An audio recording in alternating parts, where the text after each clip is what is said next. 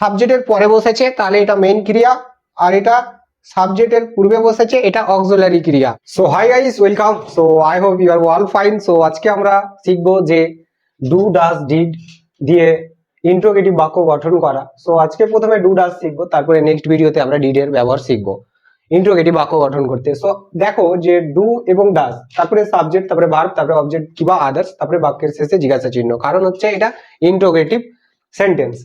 এবার ইন্ট্রোগেটিভ সেন্টেন্সের প্রথমে দেখবো যে ডু কোথায় বসবে, ডাজ কোথায় বসবে। এর আগে তো আমরা দেখেছি এটা ডু কোথায় বসবে, ডাজ কোথায় বসবে, এটা সাবজেক্টের উপরে নির্ভর করে। যদি সাবজেক্ট থার্ড পারসন সিঙ্গুলার হয় তাহলে সেক্ষেত্রে ডাজ, আর বাকি সব ক্ষেত্রে ডু আসে। তাহলে দেখো আজকে আমরা will take some sentences and will try to translate the sentences from Bengali to English.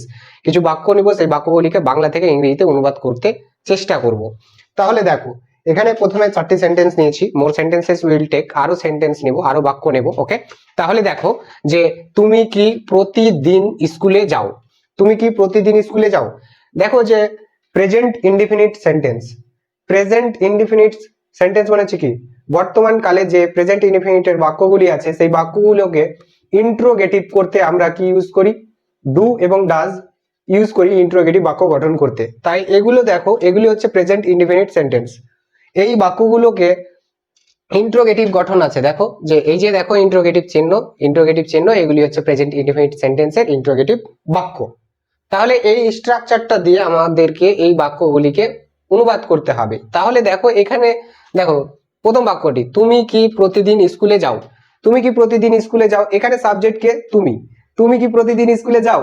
তাহলে ইউ যদি এখানে সাবজেক্ট হয়, তাহলে ইউ যদি সাবজেক্ট হলো তো ইউ সেকেন্ড পারসন, তার মানে কি বসবে এখানে, এখানে সেকেন্ড পারসন আছে তাই এখানে ডু বসবে, থার্ড পারসন নাই। থার্ড পারসন সিঙ্গুলারে শুধু ডাজ, আর বাকি সব ক্ষেত্রে ডু। তাহলে এখানে ডু, চোখ বন্ধ করে ডু করব।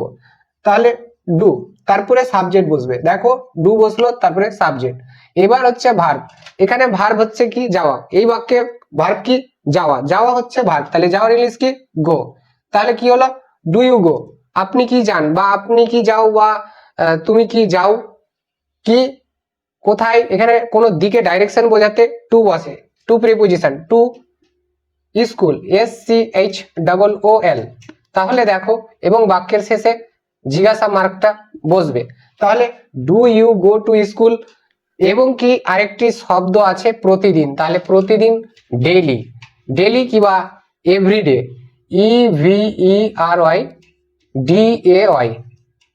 এভরিডে। তাহলে দেখো do you go to school everyday, তুমি কি প্রতিদিন স্কুলে যাও।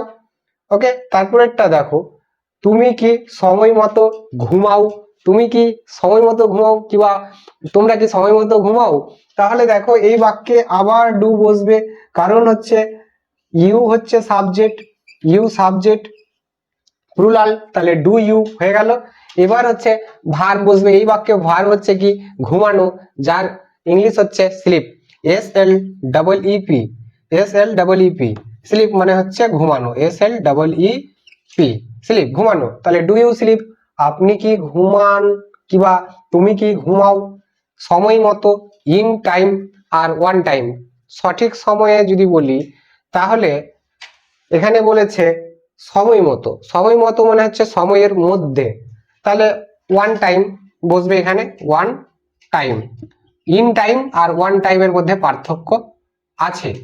যখন আমরা প্রিপোজিশন শিখব তখন এটার ব্যবহার দেখবো যে ইন টাইম কখন আর ওয়ান টাইম কখন। ওকে, এখন দেখো এবার সে কি আমার বাবাকে সাহায্য করে, সে কি আমার বাবাকে সাহায্য করে, এখানে দেখো সাবজেক্টকে কে সাহায্য করে, বাক্যে যে কাজ করে বা যার সম্বন্ধে কিছু বলা হয় সেটা হয় সাবজেক্ট। তাহলে দেখো এখানে কে সাহায্য করে, হি, হি মানে সে সাহায্য করে। তাহলে হি যদি সাবজেক্ট হয় তাহলে এখানে হি থার্ড পারসন এবং কি থার্ড পারসনের সিঙ্গুলার, তাহলে এখানে কি বসবে ডাজ বসবে, DOES, ডাজ বসলো। ডাজ বসার পরে সাবজেক্ট, সাবজেক্ট হি, এবং সাবজেক্ট দেখেই কিন্তু এটা বসবে, ডু বসবে না ডাজ বসবে, এটা কিন্তু সাবজেক্টের উপরেই নির্ভর করে। এখানে দেখো সাবজেক্ট হি, তাই এখানে ডাজ বসেছে। তাহলে ডাজ হি সাহায্য করা, ভার্ব হেল্প, HELP, হেল্প মানে হচ্ছে কি সাহায্য করা। তাহলে ডাজ হি হেল্প, সে কি সাহায্য করে, কাকে সাহায্য করে, কাহাকে অবজেক্ট, কি বা কাকে দিয়ে প্রশ্ন যদি করি ভার্বকে, তাহলে যে উত্তর পাবো সেটা হবে অবজেক্ট। তাহলে কাকে? আমার বাবাকে, তাহলে মাই ফাদার। কি? মাই ফাদার, এম ওয়াই আছে, F A T H E R, father, এবং বাক্যের শেষে জিজ্ঞাসা চিহ্ন। তাহলে দেখো, does he help my father, সে কি আমার বাবাকে সাহায্য করে। তারপরেরটা দেখো, আমরা কি ইংরেজি শিখি। আমরা কি ইংরেজি শিখি? Yes we learn English. কি আমরা ইংরেজি শিখি তো নাকি? তো দেখো এই বাক্যটার অনুবাদ দেখো তো, এখানে কারা ইংরেজি শিখে বলেছে? আমরা কি শিখি? আমরা কি কি শিখি? ইংরেজি শিখি। তাহলে দেখো, কারা শেখে? আমরা শিখি। উই হচ্ছে এখানে সাবজেক্ট, তাহলে উই যদি সাবজেক্ট হয় তাহলে একের অধিক আমরা প্লুরাল, এখানে ফার্স্ট পারসন উই, তাহলে উই হচ্ছে এখানে সাবজেক্ট। যদি উই সাবজেক্ট হয় তাহলে ডেফিনেটলি অবশ্যই ডু বসবে। তাহলে এখানে ডু, তারপরে সাবজেক্ট উই, তাহলে ডু উই, তারপরে ভার্ব, এই যে ভার্ব শেখা, লার্ন, এল ই এল ই এ আর এন, লার্ন। তাহলে ডু উই লার্ন, আমরা কি শিখি? আমরা কি শিখি? ইংলিশ। তাহলে এখানে ইংলিশ, ইংরেজি বলেছি তো, এখানে ইংলিশ, ইংরেজির অর্থ হচ্ছে ইংরেজি, ইংলিশ, আর ইংলিশের বেঙ্গলি হচ্ছে, কেউ ইংলিশই বলি, ইংরেজি ব্যবহার করি, কখনো আমরা ইংরেজিও বলি, তাহলে ইংরেজি হবে। তাহলে দেখো এখানে ইংরেজি লিখেছি, তার মানে English, ENG L I S H. তাহলে দেখো, এবং বাক্যের শেষে জিজ্ঞাসা মার্কটা বসবে। তাহলে ডু উই লার্ন ইংলিশ, আমরা কি ইংরেজি শিখি। তারপরে নেক্সট বাক্য নাও, আরো কিছুটা বাক্য নিই। ওকে, নেক্সট বাক্য নিই। এবার হচ্ছে নেক্সট বাক্যগুলি দেখো, নেক্সট বাক্যগুলি হচ্ছে, টম কি একটি গল্প লেখে। টম কি একটি গল্প লেখে? কে লেখে? টম লেখে। এবার বলেছে কি লেখে? একটি গল্প। তাহলে দেখো, কে লেখে? টম লেখে। তাহলে টম হচ্ছে এখানে ব্যক্তির নাম। যে কোনো ব্যক্তির নাম, যে কোনো নাম কিন্তু কি হবে সাধারণ ওয়েতে, যে নাউন। নাউন মানেই হচ্ছে নাম। তাহলে নাউন যদি হয় যে কোনো ব্যক্তির নাম, তাহলে সেটা থার্ড পারসন সিঙ্গুলার হয়, এবং কি সেটা থার্ড পারসন সিঙ্গুলার ভার্ব গ্রহণ করে। তাহলে এখানে ডাজ বসবে, অক্সিলারি ভার্বটা কি? ডাজ বসবে। তাহলে এখানে does, D O E S. তাহলে ডাজ টম, ডাজ টম কি করে? ভার্ব লেখে। তাহলে write, W R I T. তাহলে write, does Tom write, Tom কি লিখে। এবার কি লিখে? একটি গল্প। তাহলে a story, S T O R Y, a story, একটি গল্প। বাক্য শেষে আর কিছু নাই, তাই জিজ্ঞাসা চিহ্ন বসে গেল। তাহলে does Tom write a story, Tom কি একটি গল্প লেখে। দ্বিতীয় বাক্যটা দেখো, সে কি মিথ্যা বলে। সে কি মিথ্যা বলে, এটা হচ্ছে, এখানে আমরা সে একবার হি এর ব্যবহার দেখলাম, এবার আমরা এখানে সি এর ব্যবহার দেখব। তাহলে এখানে আমরা ইউজ করব সি। সি মানেও সে, হি মানেও সে। তাহলে সি মানে স্ত্রী জাতিকে বোঝায়, আর হি মানে পুরুষ জাতিকে বোঝায়। তাহলে এখানে থার্ড পারসন সিঙ্গুলার সাবজেক্ট, সে একজন ব্যক্তিকে বুঝিয়েছি। তাহলে এখানে অবশ্যই ডাজ বসবে, D O E S, does বসলো। ডাজ যদি বসে সাবজেক্ট অনুযায়ী ডাজ বসেছে, তাহলে সাবজেক্টটা এখানে সি আছে, কারণ সাবজেক্ট দেখেই কিন্তু অক্সিলারি ভার্বটা এখানে বসবে। ডু এবং ডাজ এখানে সাহায্যকারী ক্রিয়া হিসেবে কাজ করছে, আর মেইন ভার্ব হচ্ছে এখানে এইটা। ওকে ওকে, তাহলে ডাজ সি, মিথ্যা বলা, বলার ইংলিশ হচ্ছে টেল, আর মিথ্যা লাই। তাহলে টেল বলা, ডাজ সি টেল, সে কি বলে। এবার বলেছে কি বলে? মিথ্যা, এ লাই, এল লাই, এল আই, আর কিছু নাই, জিজ্ঞাসা মার্ক বসে গেল। ডাজ সি টেল এ লাই, সে কি মিথ্যা বলে। তারপরে দেখো, তারা কি, এখানে তারা না বলে ওরা করো, ওরা, ওরা কি কাজটি করে। কারণ তারা দিয়ে দেখলাম, ওরা দিয়ে দেখো, ওরা এবং তারা একই শব্দ কিন্তু। ওরা মানেও দে, তারা মানেই হচ্ছে দে, তারা মানেই হচ্ছে ওরা। ওকে, তাহলে দে, তাহলে এটা ওরা, ওরা একের অধিক বুঝিয়েছি, থার্ড পারসনের এটা প্লুরাল। ওকে, তাহলে এখানে অবশ্যই ডু বসবে। তাহলে ডু এবং দে বসবে, দে মনে হচ্ছে তারা কিবা ওরা। তাহলে দেখো ডু দে হয়ে গেল, তারপরে ভার্ব বসবে। এবার করা, ডু, এখানে মেইন ক্রিয়া হচ্ছে ডু।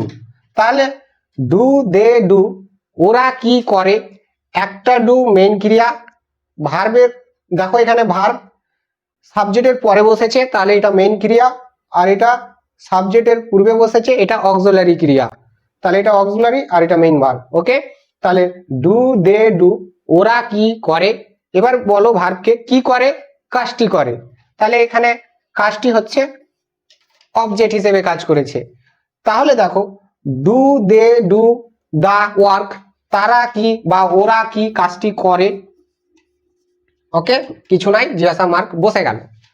তারপরেরটা দেখো, রহিম কি দ্রুত দৌড়াই, রহিম কি দ্রুত দৌড়াই।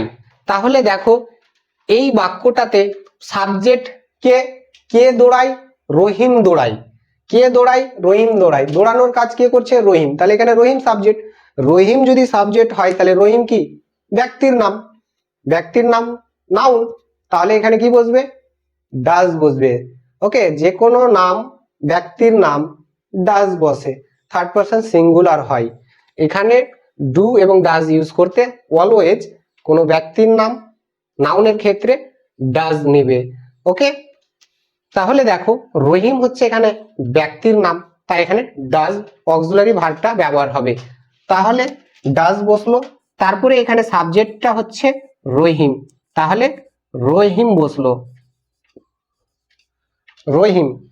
তাহলে ডাজ রহিম, তারপরে ভার্ব দৌড়ানো, দৌড়ানোর ইংলিশ হচ্ছে রান, তাহলে রান বসলো, আর ইউ এন, রান। তাহলে দেখো ডাজ রহিম রান, রহিম কি দৌড়াই। এবার এখানে অ্যাডভার্ব আছে, কেমন দৌড়াই, কিভাবে দৌড়াই, অ্যাডভার্ব কখন কোথায় কিভাবে।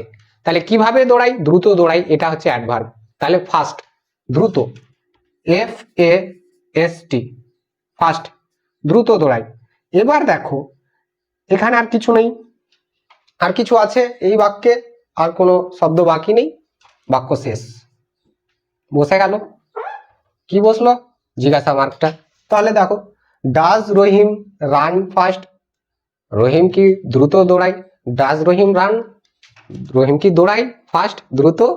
সো এই হচ্ছে do does K auxiliary verb হিসেবে ব্যবহার এবং কি করতে, ইন্টারোগেটিভ বাক্য গঠন করতে ফর প্রেজেন্ট ইনডেফিনিট টেন্সে। Okay, so more sentences will take in other videos, অন্য ভিডিওতে আরো বাক্য নেব। So if you like the video, so please like, comment, share and subscribe to the channel and please select all notification to get more videos. So see you again in other videos.